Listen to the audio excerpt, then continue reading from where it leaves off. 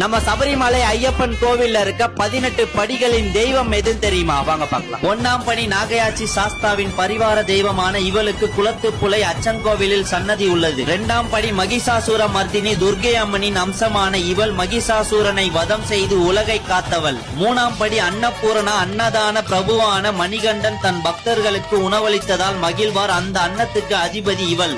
4வது படி காளி தெய்வம், படைத்தல் அழித்தலுக்கு இவன் அதிபதி, தன் பக்தனுக்கு அநியாயம் நடந்தால் தட்டி கேட்பவள். 5வது படி கிருஷ்ணகாளி, பயப்பட செய்யும் உருவத்துடன் பக்தர்களின் பயத்தை போக்குபவள். 6ஆம் படி சக்தி பைரவி, பார்வதி தேவியின் உக்கிர வடிவம் கொண்டவள். யாச்சி என்றும் பெயருண்டு, சபரிமலையில் சன்னதி இருக்கிறது. 7ஆம் படி கார்த்தவீர் யாஜினர், இவர்தான் குருநாதரான தத்தாத்திரேயன் வழிகாட்டுதல் படி சாஸ்தா வழிபாட்டில் ஈடுபட்டவர். 8ஆம் படி கிறிஸ்டினாபன் கருப்பசுவாமி என்று பெயர் உண்டு, சாஸ்தாவின் பூத சேனை தலைவர் மற்றும் பாதுகாவலர். 9ஆம் படி இடும்பன், அசுர குலத்தை சேர்ந்த இவர் அவர்களின் தலைமை குருவாகவும் போர் வீரராகவும் திகழ்ந்தவர், முருகன் அருள் பெற்றவர். 10வது படி வேதாளம், பேய் பூதங்களின் தலைவர், பைரவ அம்சவ கொண்டவர், சாஸ்தாவின் பரிவார தெய்வம். 11ஆம் படி நாகராஜா, நாகங்களின் தலைவர், இவரை வழிபட்டால் சர்ப தோஷமும் விலகும். 12ஆம் படி ரேணுகா தேவி, சபரிமலை கோவில் கட்டிய பரசுராமனின் தாய், ரேவண சித்தரிடம் ஐயப்ப மந்திரத்தை உபதேசமாக பெற்றவர். 13ஆம் படி சொப்பன வராகி, ஐயப்ப பக்தர்களின் கனவில் தோன்றி அவர்களுக்கு நல்வழி காட்டுபவள். 14ஆம் படி பிரதிங்கிரா தேவி, காளியை விட உக்கிர தெய்வம், பக்தர்களை காப்பதில் தனிக்கற்றவள். 15ஆம் படி பூமாதேவி, வராக பெருமானின் மனைவி, நெற்கதிர் ஏந்திய இவள் வளமான வாழ்வு தருபவள். 16ஆம் படி அகோரம், அழகானவர், அஸ்திர தேவர் என்றும் பெயருண்டு, ஐயப்ப பக்தர்களுக்கு பாதுகாப்பு தருபவர். 17ஆம் படி பாசுபதம், சிவபெருமானின் வில், பகைவர்களை அழிக்கும் சக்தி கொண்டது.